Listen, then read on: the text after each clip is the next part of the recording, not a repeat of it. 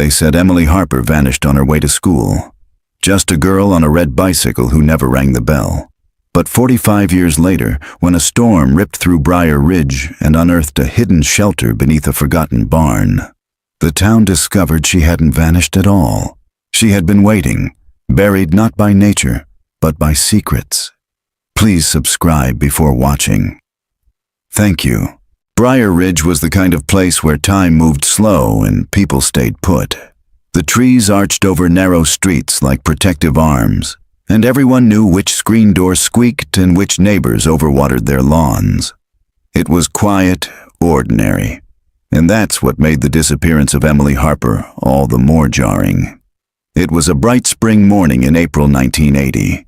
The kind of morning that smelled like fresh-cut grass and sounded like distant lawn mowers and robins in the trees.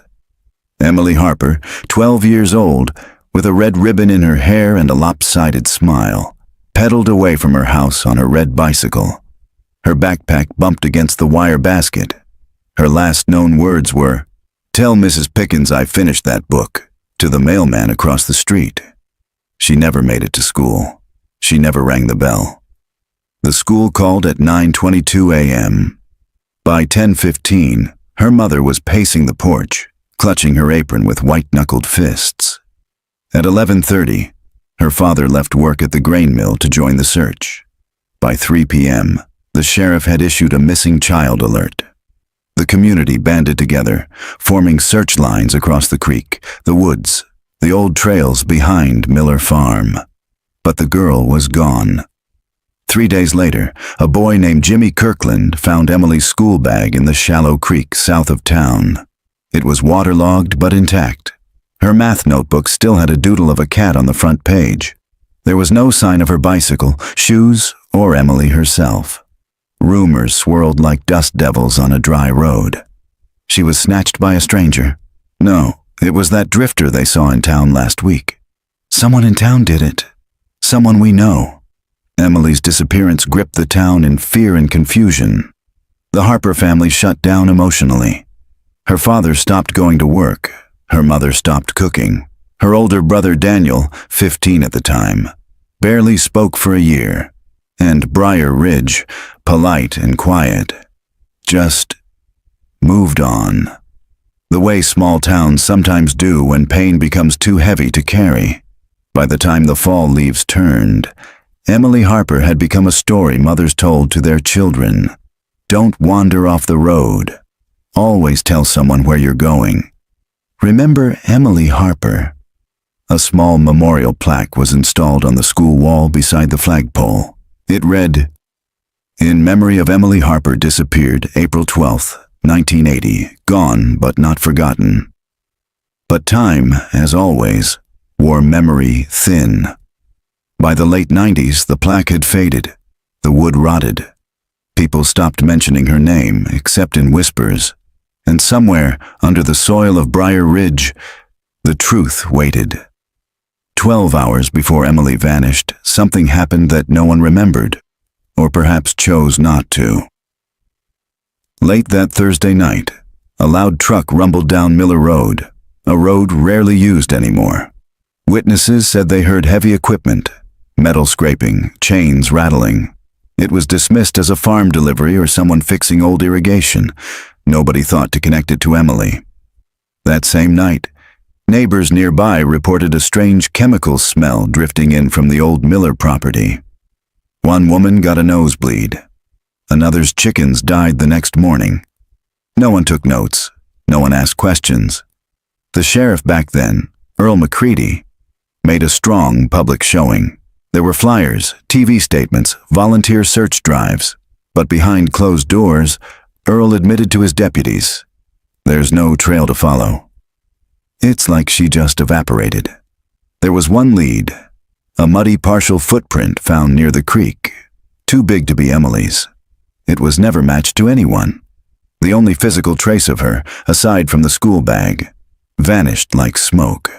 And then there was Old Man Wilkins, the caretaker of the Miller property, who claimed he saw Emily's bike near the barn the day she vanished. She was out by the edge of the field, he told investigators, trembling, talking to someone, I waved, but she didn't wave back. Next time I looked, she was gone. When asked who she was talking to, he replied, "Didn't see. Only the shadow." They said Wilkins was senile, that his whiskey habit made him unreliable. No one pursued it further. That was 45 years ago. And in all that time, no one knew the girl was still on the property. Buried deep. Not in body, but in story. The wind shifts directions on a spring night in Arkansas. Sometimes it brings rain. Sometimes answers. And sometimes the wind unearths what the town long tried to forget. Clara Harper hadn't planned to come back to Briar Ridge. Not for a visit. Not even for a funeral. And definitely not to stay. But when her father's stroke struck just before Easter and the assisted living facility called from 3 states away, the decision was made for her. Now, driving past the weather-worn "Welcome to Briar Ridge" sign, her stomach turned. It was smaller than she remembered. Chipped white paint, vines growing up the base like ivy trying to erase the past. It had been 12 years since she'd last been here. And still, it felt like the ghost of the town wrapped itself around her throat the minute she crossed the line. She parked outside the old Harper house on Sycamore Lane, a modest brick home with too many windows and not enough life behind them. The lawn was overgrown, the shutters crooked. The porch swing was still there, but the ropes had frayed and sagged with age. Inside, her father lay asleep in a rented hospital bed in the living room, monitors gently beeping beside him. He looked smaller than she remembered, shrunk by time and illness, his once powerful voice now a whisper of breath. "Clara," came a voice from the kitchen. It was Marcy Benson, a longtime neighbor who now doubled as caretaker. She offered a tired smile and a warm hug. "Your daddy's resting. He has good hours and bad ones, mostly bad, I won't lie." Clara nodded. "Thanks for keeping things running." Marcy patted her shoulder. "Wasn't just for him. Your mama was like a sister to me. I'd do it all over again." Later that night, Clara sat in the dim living room, flipping through a binder of old mail. Most of it was bills. A few "get-well-soon" cards. But wedged between the envelopes was a folded piece of local newspaper, yellowed at the edges. It was a clipping, a reprint of the 1980 article about Emily Harper's disappearance, her aunt, the family's phantom. She unfolded it with trembling fingers. April 14th, 1980. The Briar Ridge Sentinel. Young girl missing. Police continue. Search for 12-year-old Emily Harper. Emily Harper, a 7th grade student at Briar Ridge Middle School, vanished Friday morning en route to school. She was last seen riding her red bicycle on Miller Road. Clara had read this story a dozen times as a teenager, piecing together her family's painful silence. Daniel, her father, never spoke of his sister. Not once. The only things Clara knew came from snippets in the newspaper and whispers between relatives when they thought she wasn't listening. She had grown up in the shadow of a missing girl, always feeling like a second echo in a house that had already lost its first sound. The next morning, Clara stepped out for air, walking the familiar streets. The town hadn't changed much. Same church, same diner, same gas station with the ancient Coke machine outside. And yet, something felt off. Not aged, unmoved, like a painting behind glass. She passed the school where her aunt had once studied, now repainted and renamed. The bell still hung over the entrance. She paused beneath it, staring at the old plaque. In memory of Emily Harper, gone but not forgotten. But the wood had faded, and someone had scratched a line across the bottom. Forgotten after all. Back home, her father stirred. His speech was slurred, one side of his face still limp, but his eyes locked onto Clara's as if trying to tell her something. "Emily," he rasped. Clara leaned in. "What about her?" His eyes fluttered. "She saw something." "What did she see?" She knew. The shelter." His voice cracked and slipped into incoherence. Clara froze. "The shelter?" she repeated. But he had already fallen back into sleep. That evening, Clara visited the local library to dig deeper. She knew the librarian, Mrs. Whitlock, now elderly but sharp as ever. "I remember your aunt," the woman said, her voice softening. "Sweet girl, smart, loved books, broke all our hearts." "Do you still have the newspaper archives?" "Of course, back room, microfilm and all." Clara spent 3 hours reading every clipping about her aunt's case, tracing the community's panic, the sudden silence, and the abrupt end to all investigation. It all dried up around mid-May 1980, about a month after Emily disappeared. The final article read like a sigh of defeat. "No new leads, no suspects. Case remains open." Clara shook her head. Something wasn't right. People didn't just vanish.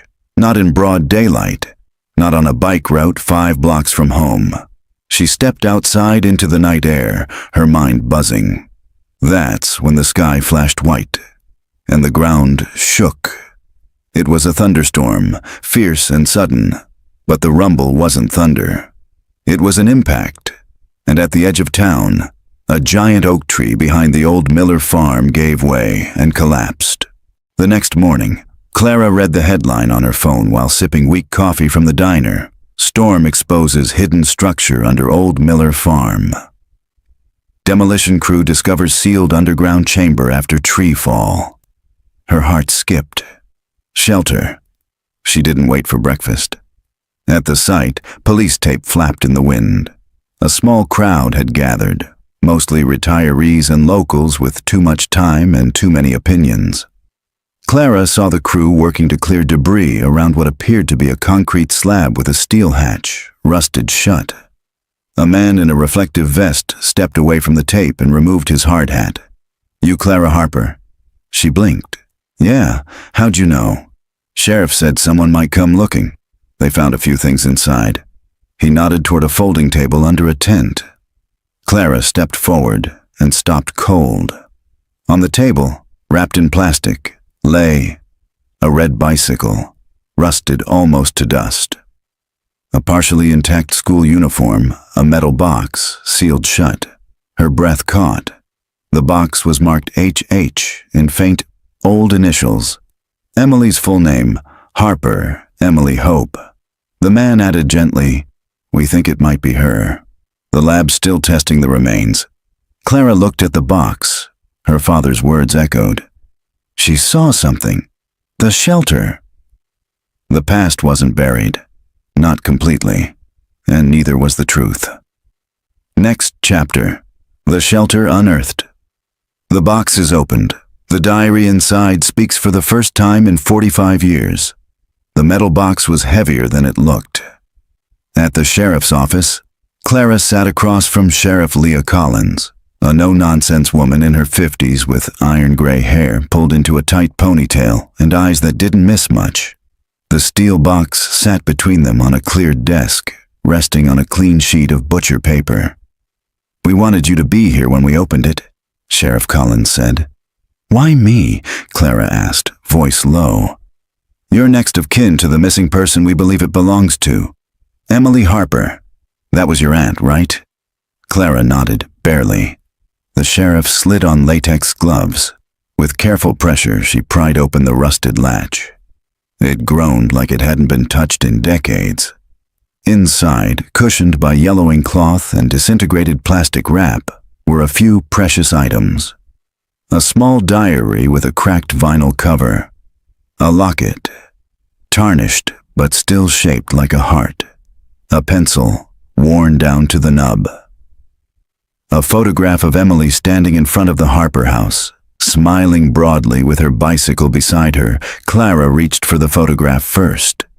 It had weathered time surprisingly well. She recognized the house, though it looked newer, brighter, before the grief had hollowed it out. Emily had the same soft eyes Clara had seen in the mirror, but it was the diary that held her. "Can I read it?" Clara asked. "Not yet," the sheriff said. "We're having it digitized and treated. Paper that old, that damp. It'll disintegrate if we're not careful." But you think it's hers? Collins nodded. The initials inside the cover are EH, and we found the bike she was last seen riding. That storm might have destroyed the barn, but it also exposed this shelter completely intact. We'll have DNA confirmation from the remains in a few days. But it's her. Clara sat back in her chair. She suddenly felt lightheaded. She wasn't kidnapped and taken out of town, she said aloud, mostly to herself. She was here the whole time. Collins leaned forward. And nobody knew. Or, worse, someone did and stayed quiet. Later that day, Clara stood at the shelter site, staring into the dark hole beneath the broken barn. The slab had been removed, revealing a short stairwell leading into a crude underground room lined with wood paneling. A single, dangling light bulb hung from the ceiling. It had been converted from an old Cold War storm shelter, maybe once stocked with supplies, now barren and dead quiet. "You want to see it?" asked Deputy Ethan Rhodes, a younger officer who had helped with the dig. "Has it been cleared?" "Yes, no hazards. But bring a flashlight. It's pitch black without that one bulb, and the generator's finicky." Clara followed him down carefully. The air smelled musty, of wet wood and trapped time. Her light passed over the walls, scratch marks, maybe fingernails, and what looked like writing etched into the lower corner, a child's hand carving. "April 18th, still no one, cold, trying to be brave." It hit Clara like a punch to the chest. "She was alive in here," she whispered. Ethan nodded grimly. Judging by the markings and initial medical review, she survived at least a week, maybe two, starved, dehydrated. No signs of trauma, no struggle. She didn't die violently. She waited. Clara had to sit on the step. What kind of monster hides a little girl here and never comes back? Ethan didn't answer. Maybe because the answer was too big, or maybe because it was someone they still passed in town, someone who paid taxes, went to church, smiled at kids in the park. Back home, Clara told Marcy about the discovery. The older woman gasped and covered her mouth. "All these years," she said. "We thought she'd been taken. But she was right there, at the Miller place." Clara nodded. "Sheriff's office thinks someone used the old storm shelter to hide her. Maybe they panicked. Maybe they meant to move her. But she was alive for days." Marcy crossed herself. "Lord have mercy." That night Clara couldn't sleep. Her mind spiraled. Her father's words, the diary, the shelter, and that photograph. Emily smiling without knowing the cruel fate that would await her before the day's end. Clara pulled the photo out again. Behind Emily, in the shadow of the house, stood something. A man, partially blurred, barely visible. She scanned it with her phone and zoomed in. A figure in work overalls, a wide-brimmed hat, and a strange, dark stain on the back of his left hand, like a birthmark. Clara's heart thudded. That wasn't her father, or her grandfather, or any family member she remembered. She texted the image to herself and wrote underneath, "Who is this?" 2 days later, the sheriff called. DNA results were in. The remains in the shelter belonged to Emily Harper. It was officially no longer a missing persons case. It was a homicide investigation. The lab returned the first pages of the diary 4 days after the storm shelter was uncovered.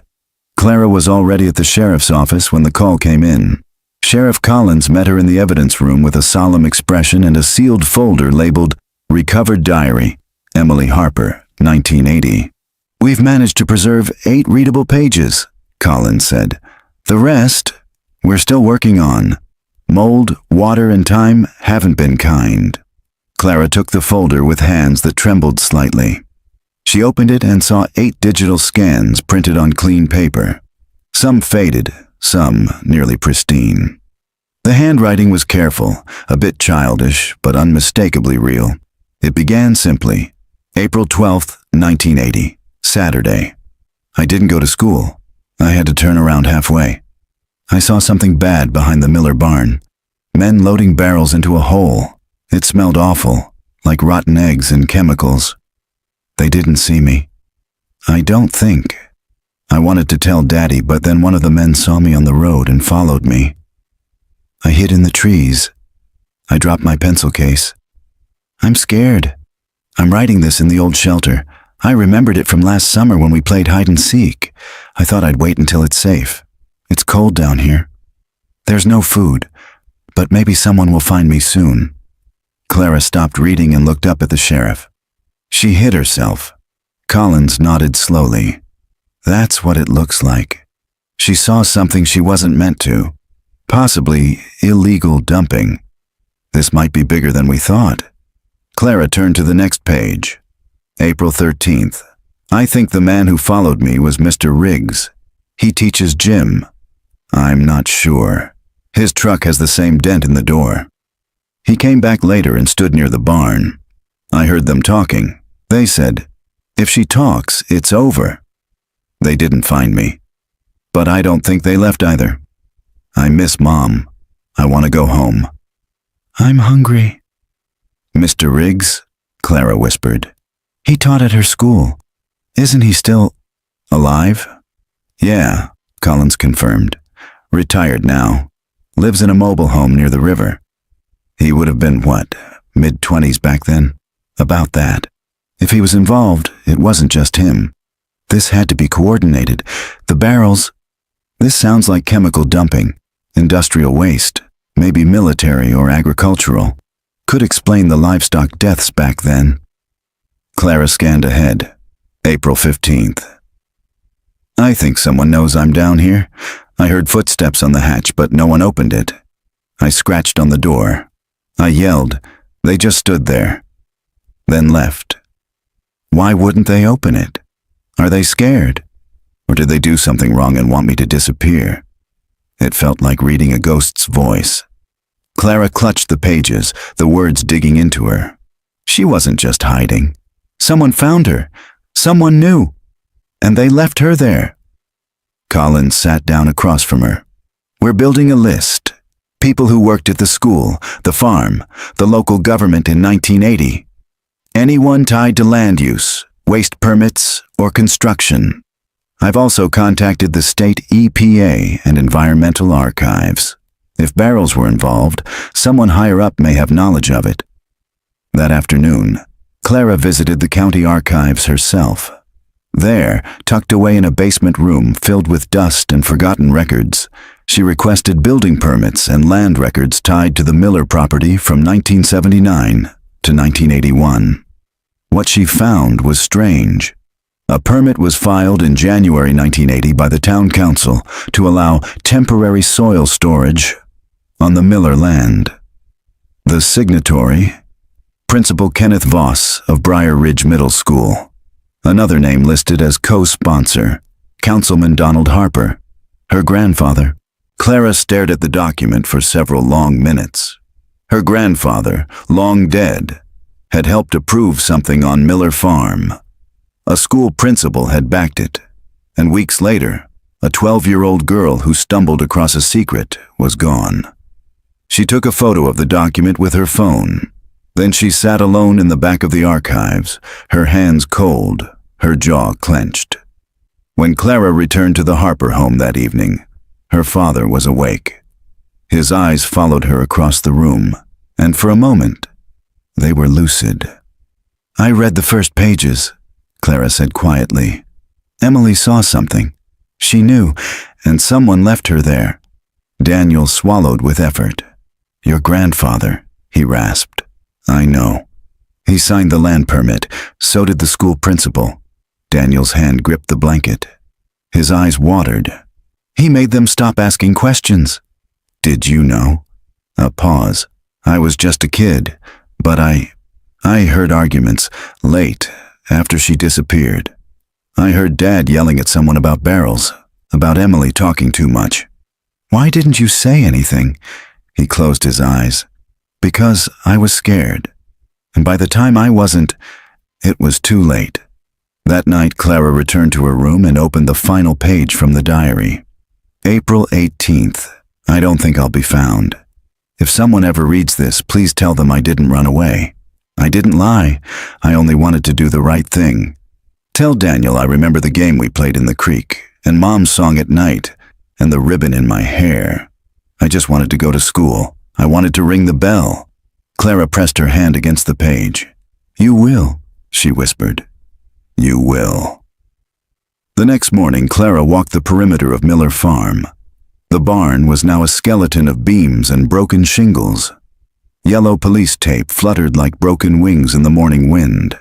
She could still smell the earth's upturned scent, still see the concrete outline of the shelter where her aunt had spent her final days. She kept turning the last words of Emily's diary over in her mind. I just wanted to go to school. I wanted to ring the bell. Clara had always pictured her aunt as frozen in time, a girl in a school uniform, a red bicycle. But now she saw her as something more, brave, observant, and terrifyingly alone. Clara needed answers. She wasn't going to wait for someone else to uncover them. Back at the library, she asked for records on Kenneth Voss, the school principal who co-signed the 1980 land permit. Retired in '84, Mrs. Whitlock said. Had a stroke, died in '97. Didn't have much family, far as I know. Oh, except maybe that cousin of his who ran the hardware store. Last name, Mercer? Clara made a note and left. Her next stop was the town archives, where she requested environmental complaints filed around the time of Emily's disappearance. It took a while. Records from the '80s were rarely digitized. But eventually she found a handwritten letter, dated April 15th, 1980. To whom it may concern, I write to report an illegal smell coming from Miller property at night. Strong chemical odor, dangerous. My animals have taken ill. Please investigate. Darlene Pritchard, 72 Ridgeview Drive. Clara read it 3 times. It had been stamped, received, no follow-up required. And then nothing. No visits, no reports, no soil tests. Just silence. She stopped by 72 Ridgeview Drive, unsure what she'd find. A woman in her 60s answered the door, hair in curlers, eyes guarded. Yes. Hi, I'm Clara Harper, Emily Harper's niece. The woman blinked, then slowly opened the screen door wider. I remember your aunt. I found a complaint letter you filed in 1980 about something happening on Miller Farm. You found that? Darlene said, eyes narrowing. Lord, they told me that was nothing, that I was imagining things. They who? The council, the sheriff. Your grandfather came by personally and said it was a misunderstanding. Gave me a bag of feed and told me the town would make it up to me. She crossed her arms. Next week my chickens were dead. 2 goats got sick, and then your aunt went missing. You think it was connected? Darlene looked her dead in the eye. I know it was. But after Emily vanished, everyone just shut up. Like fear settled in over the whole town. She lowered her voice. Clara, you be careful. They're not all dead yet. That evening, Clara received a brown envelope on her doorstep. No return address. Inside, a photocopy of a town council roster from 1980, with 3 names circled in red pen. Kenneth Voss, Principal Donald Harper, Councilman James Riggs, PE teacher. At the bottom was a note scrawled in shaky handwriting. Ask who cleaned up the creek in '81. Start there. Her pulse quickened. She went to the diner the next morning and found Bill Mercer, Voss's cousin and retired hardware owner, sitting in his usual corner booth. She approached carefully. You're Bill Mercer, right? He looked up over his glasses. Depends on who's asking. Clara Harper, Emily's niece. His fork paused halfway to his mouth. He didn't speak for a long moment. Then, he set the fork down. Didn't think I'd ever hear that name again.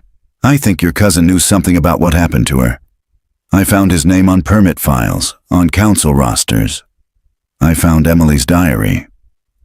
He stared at her, then slowly shook his head. You're stirring ghosts, girl. I'm trying to tell the truth. That's the problem with the truth, he said, sipping his coffee. It doesn't care who it buries. As she left the diner, A dark green pickup truck pulled up beside her at the crosswalk. The passenger window slid down.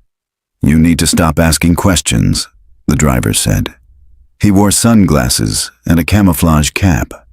His voice was flat. "Excuse me? You heard me. Some things in this town were buried for a reason." The truck peeled away before she could get a license plate. Clara stood frozen, heart hammering. They were watching. Later that night, she sat with her father again. "Dad," she whispered, "why would Grandpa be part of this?" Daniel opened his eyes weakly. He didn't want to be. He was pressured. They said the chemical dumping was just fertilizer runoff. But then kids started getting sick, and he said if Emily talked, it would all fall apart, that it was already too late. Clara leaned closer. "Did he know she was in the shelter?" Daniel hesitated. "Yes," he said, "but not until after. They told him too late. He never forgave himself." Clara pulled out her notes, her photos, and the town council copy. She connected the dots, names, dates, permits, and there, in the corner of one document, almost faded away. Creek Cleanup Supervisor, George Langston. That name hadn't come up yet. She opened the town directory and found it. Langston, George W. Former deacon, Mount Olive Baptist Church. Still alive, still in town. She circled the name hard. Mount Olive Baptist Church had once been the pride of Briar Ridge. Whitewashed walls, a peaked steeple, and stained glass windows that glowed like fire at sunset. Now it looked tired. The paint was peeling, the doors creaked, and the welcome sign leaned to one side like it had grown weary of greeting people. Clara stood at the edge of the gravel lot, staring at the building. She hadn't set foot here since she was a child, dragged reluctantly to a Sunday service during a summer visit. Back then, the place had seemed enormous. Today, it felt smaller, more like a monument than a sanctuary. She was here for one reason: George Langston. The name on the creek cleanup records.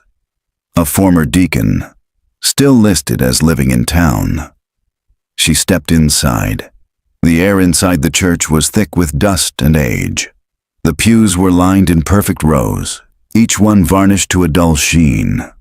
The organ sat silent, keys yellowed from time and sun. The altar still bore the same cross, but the red cloth draped over it had faded to a dry pink. A young man was vacuuming near the back when Clara entered. He paused, startled, then turned off the machine. "Can I help you?" he asked. "I'm looking for Deacon George Langston. I was told he's part of the church." The man hesitated. "Brother George doesn't come around much anymore. Health issues." "Do you know where he lives?" "Out near the cemetery road. Trailer home next to the pines. You'll see the blue mailbox." Clara thanked him and turned to leave. But something pulled at her. An urge, like a whisper. She paused and looked toward the church office, the one her grandfather used to mention. "Is that the pastor's study?" she asked. The man nodded. "Used to be. Now we use it for storage. Mind if I look around?" He gave a hesitant shrug. "I guess it's okay. Just don't take anything. Pastor won't be back till later." Inside the study, time had stopped. Books lined the shelves. Old theology volumes, sermon collections, and dusty hymnals. A cracked photo frame sat on the desk. 3 men in suits, standing on the church steps. One of them was Clara's grandfather. The second was Kenneth Voss. The third, she guessed, was George Langston. On the far wall was a locked cabinet. She tried the handle. Stuck. Then her eyes caught a loose floorboard near the baseboard heater, slightly raised. She knelt and tugged. The board popped free. Inside the gap was a sealed envelope, dry and crisp despite the years. She opened it with trembling fingers. Inside, a single, handwritten page in a careful, familiar hand. It was her Aunt Emily's. "If anyone finds this, I wrote it on April 16th. I left it in the church in case the shelter isn't safe anymore. I heard Mr. Langston arguing with someone outside. They said the girl is a problem that needs solving. I know it was him because he talks loud. He said, "We already buried enough truth. One more won't matter." Clara sat back on her heels, her breath caught in her throat. Langston wasn't just part of the cover-up. He might have been planning to kill her. She drove straight to the cemetery road. Pine trees closed in as the houses thinned. The trailer sat hunched behind weeds and overgrown shrubs, blue mailbox leaning sideways like a drunk. Clara parked, got out, and knocked on the dented metal door. No answer. She knocked again. Still nothing. Just as she turned to leave, the door creaked open. A thin, hunched man stood in the doorway, wrapped in a flannel robe. His face was gaunt, liver spots dotting his scalp, but his eyes, those eyes were sharp. "I know who you are," he said. "Then you know why I'm here." Langston stepped aside. "Come in then. If you've come for ghosts, you'll find them." Inside was dim and cramped, smelling faintly of rubbing alcohol and old books. Clara sat in a sagging recliner across from Langston, who moved slowly but deliberately. "I know what you did," she said. "I have a letter. Emily heard you, at the church." He didn't flinch, just stared. "You helped bury waste in the creek. You helped cover up what she saw." Still no answer. Clara's voice sharpened. "You were going to kill her." At that, Langston blinked, just once. "I never touched that girl," he said quietly. "But I didn't stop the ones who did." "Who?" He looked at the wall. "Your grandfather, Principal Voss, Riggs, and the pastor, Harold Whitmore. We all knew what the barrels were. Industrial waste, sludge from a military contractor who didn't want to pay for disposal. Emily saw you." Langston nodded slowly. "She was a good girl. Brave. Too brave. We thought if she stayed quiet, we could clean it up. But she wrote things down. She had a sharp mind, like yours. She wrote that you stood on the hatch, that you didn't open it." Langston looked down. "I thought they'd told her to stay there for her safety, that it was temporary. I didn't know she was starving until it was too late. I heard her voice through the concrete and I walked away." The room was silent. "You let her die." Langston closed his eyes. "Yes." Clara stood. "I'm going to the sheriff. I'll give them the letter. You're part of this. And I won't stop until every one of you is exposed." "I know," Langston said. "That's why I saved this." He reached into a nearby drawer and pulled out a photograph. Emily again, but this time standing beside someone unmistakable. Pastor Harold Whitmore. "You should ask him," Langston said. "Ask him why she trusted him enough to go to that farm in the first place." Mount Olive Baptist Church stood quiet in the early morning haze as Clara parked at the edge of the lot. She could see the sanctuary door propped open and a soft light glowing inside. Someone was there. She took the photograph from her pocket. Emily, smiling beside Pastor Harold Whitmore, a kind-looking man in his 40s at the time, dressed in a neat clerical shirt and tie. He'd been a young pastor then, full of promise, the kind people trusted. But Emily had trusted him too, and someone had betrayed her. The sanctuary was empty, save for the faint creak of floorboards and the smell of lemon polish. Clara walked quietly down the aisle, the photo held tight in her hand. A voice called from behind the pulpit. "You've got Harper eyes." Clara turned. Pastor Harold stood there, older now, at least in his late 70s.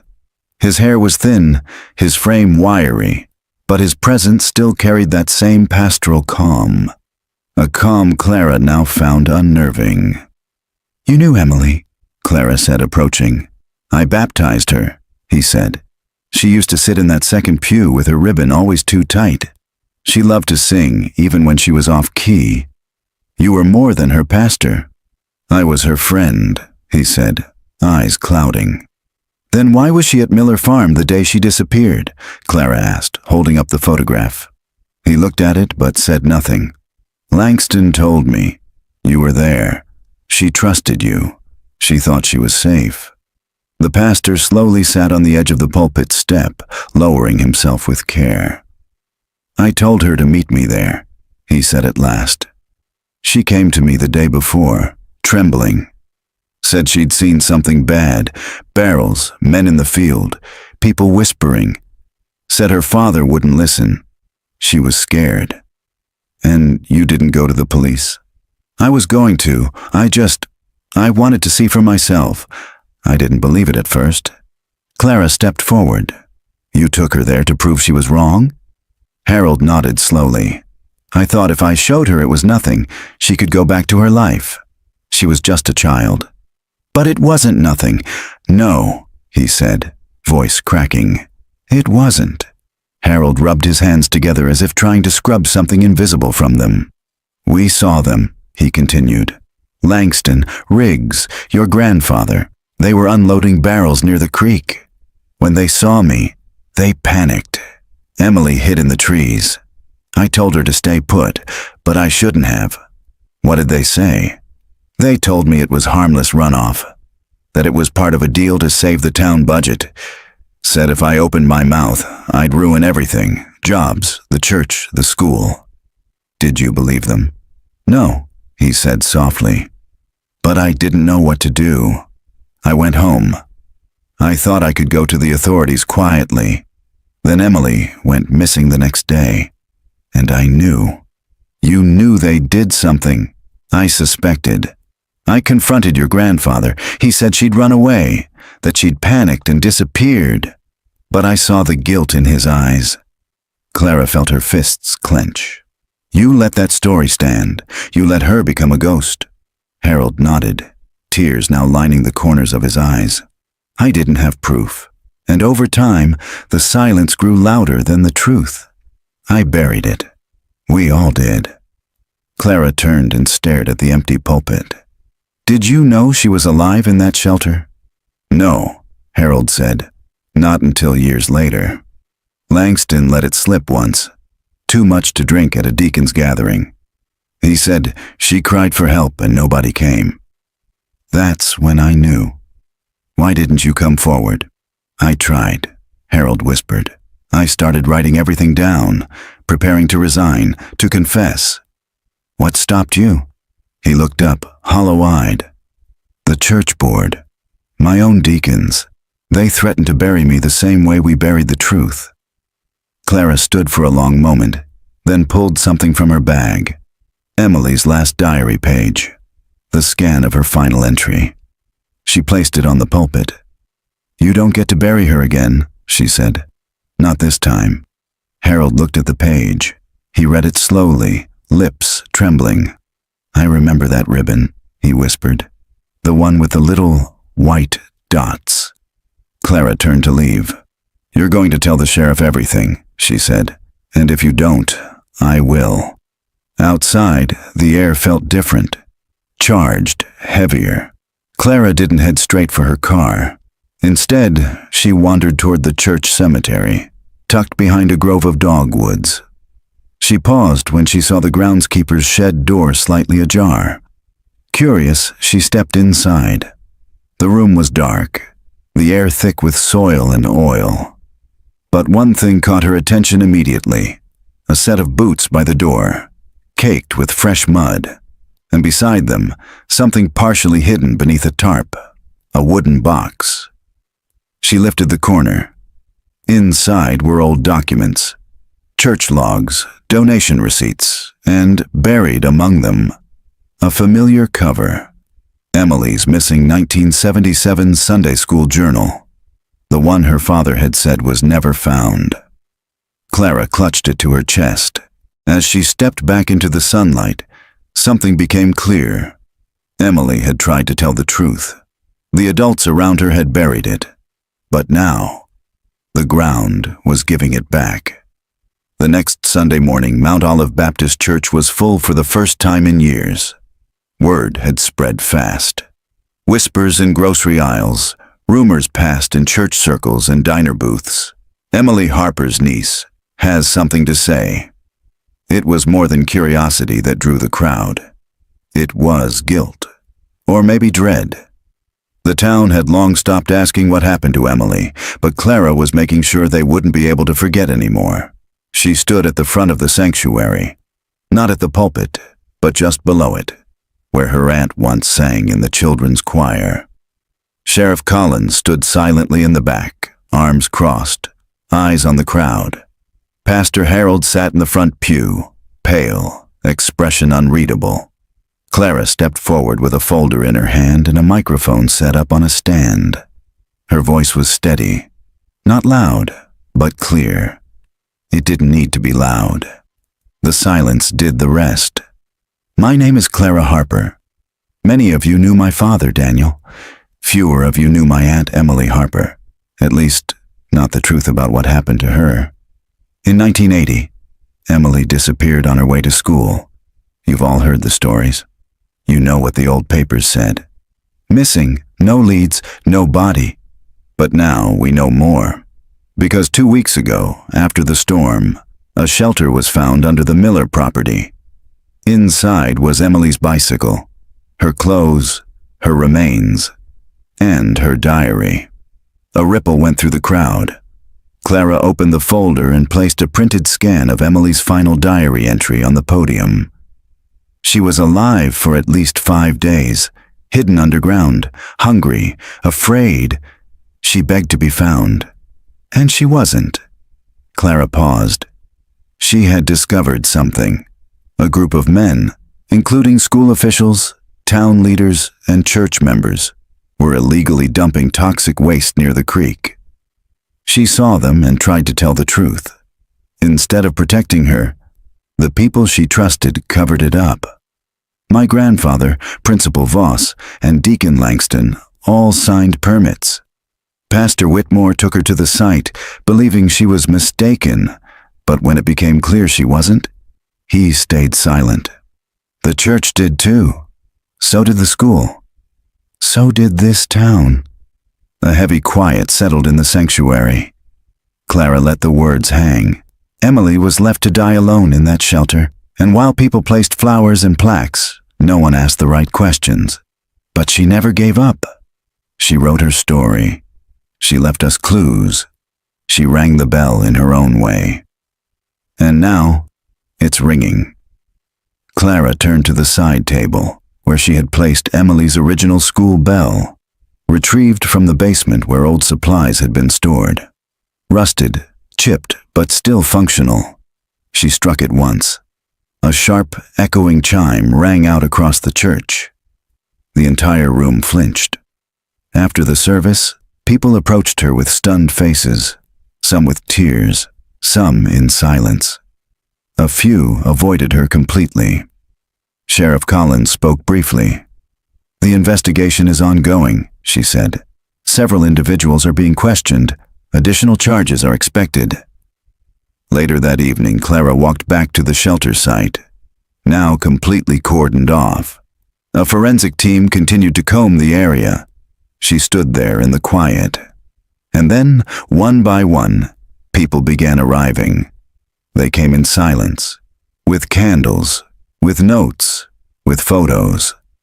By sundown, a makeshift memorial had formed, dozens of people lighting candles for a girl they had once forgotten. Clara placed the diary pages beside the flowers.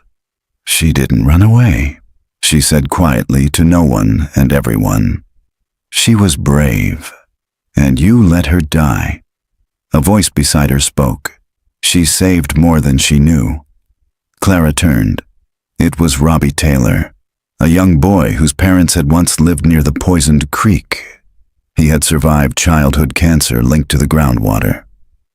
Doctors said I was lucky, Robbie said, but maybe it wasn't just luck. Clara nodded. Maybe it was her.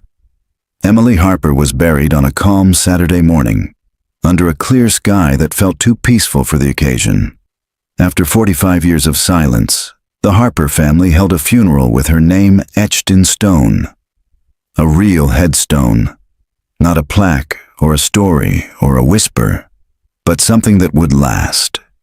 The small cemetery behind Mount Olive Baptist Church, once a place of avoidance for Clara, was now a sight of solemn reckoning. Clara stood by the casket, watching the crowd. Some she recognized, some she didn't. Older faces wrinkled by time. Younger ones who had only heard the story through town legend. Some came out of guilt, others curiosity. But they all came. Sheriff Collins stood in uniform. Pastor Harold sat quietly in the back, not leading the service, just listening. He had confessed fully. George Langston had too. Their testimonies, combined with journal entries, town records, and environmental findings, had resulted in multiple arrests and investigations, some state, some federal. Names were named, charges filed.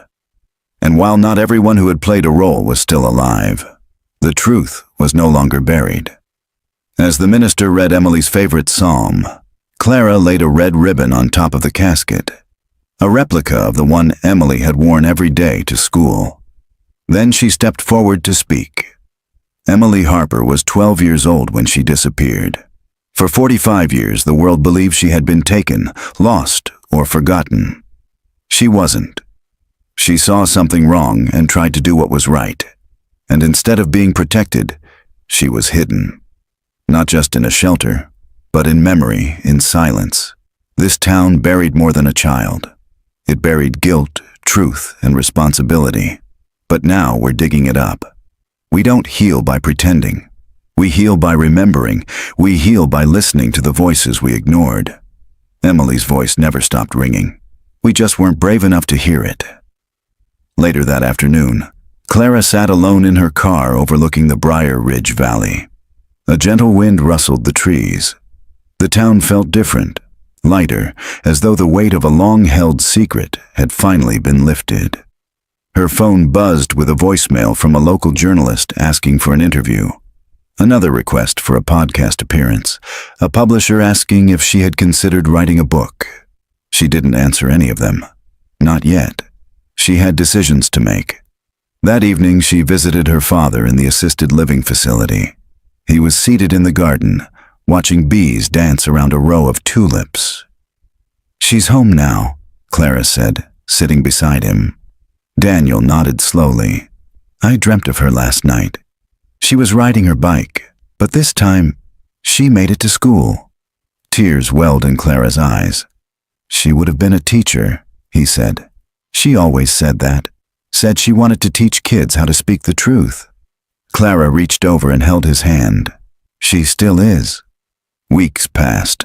The church held a service of confession and remembrance. Donations poured in from former congregants and members of the public, funding the creation of the Emily Harper Foundation, a nonprofit focused on environmental justice and child advocacy. Clara was offered the position of executive director. She didn't answer right away. Instead, she walked the school route Emily had once taken. The same cracked sidewalks, the same trees casting morning shadows. She stood beneath the bell at the school gates. It rang at 8 a.m., and for the first time, it sounded different. Like closure, like hope. Clara stood in the sanctuary of Mount Olive Baptist Church, sunlight filtering through the stained glass, casting quiet rivers of color across the pews. It had been 3 months since the funeral. 3 months since the truth about Emily Harper had broken through the surface of Briar Ridge like light through a storm cloud. The town had changed. Not overnight, but visibly. The once wary glances Clara received had softened. Apologies had replaced whispers. Children now played near the newly built Emily Harper Memorial Garden, planted beside the school she never reached. And most remarkably, the church bell rang again, not out of routine, but out of reverence. Clara placed the final box of her aunt's recovered belongings in a glass display case in the church vestibule.